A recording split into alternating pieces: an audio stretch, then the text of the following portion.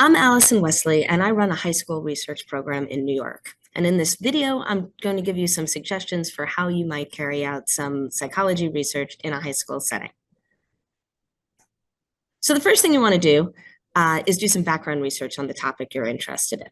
Rather than decide to make a study about the first idea that pops into your head, you're going to want to look at what other people in the field have done, related or similar research to what you're thinking about. And to do that, you might start with just a basic Google search. So say I was interested in the concept of self-esteem. I put self-esteem into a Google search, and the first hits I get are these. Now you'll notice that these sources are a little definitional, self-help oriented, one from Wikipedia.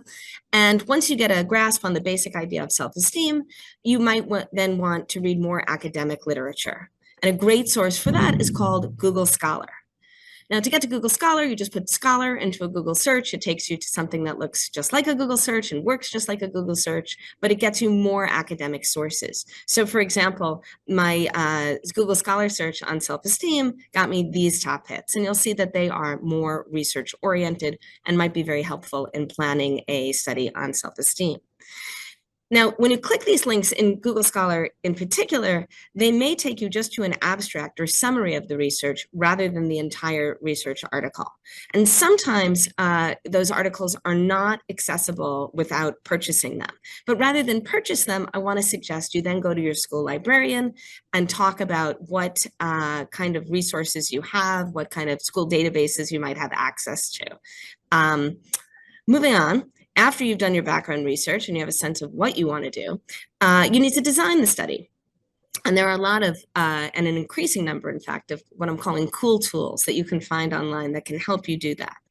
Now, one does also come from Google, and you're probably familiar with Google Forms. And if you want to conduct a survey, you can do that survey in Google Forms. And it has a lot of options, and it's fairly powerful with what it allows you to do. One of the most important things to do if you're running an experiment is to be able to randomly assign participants to conditions. And Google Forms will let you do this, although it's a little tricky how to do it. So I've included a YouTube link to a video that explains how you might use Google Forms to randomly assign participants. There are other ways to do it as well, including SurveyMonkey and Qualtrics, but these both carry a fee with them. I just thought I would include them in case you want to check them out. Now, another thing that must happen before you start your research is you must get it approved by what's called an IRB, or Institutional Review Board. And the job of an IRB is to look over your research and make sure that the potential benefits of the study outweigh the potential risks to participants. And in psychology research, we are often using human participants, and so we want to go to great lengths to make sure we are protecting them. Now, an IRB in a high school can be comprised of just 3 people: a school administrator, some kind of mental health professional, and a teacher with ideally some background in the research process.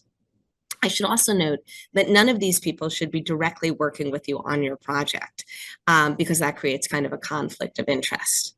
Now, once you get the approval of this IRB, you can go and collect your data. And once you have your data, it's time, of course, to analyze it. Again, Google has a great way to do this. You can use Google Sheets, or you can use Microsoft Excel. These are both spreadsheet programs, and it's valuable to know how to use spreadsheet programs, and you can use them to calculate descriptive statistics like the mean or standard deviation, inferential statistics like an ANOVA, or run a regression analysis, and you can also use them to graph your results in line graphs, pie graphs, bar graphs, anything you want. In a few seconds, I threw together this graph about the video. And it's very easy in using these programs to change the color of the bars, the width of the bars, the font size, anything you want to change about the graph. All right, finally, once you've got your data analyzed, you might want to take it out to some kind of competition or send it out potentially to be published. So I've given you the names of several national competitions here, and there are probably also local science fairs around you could enter.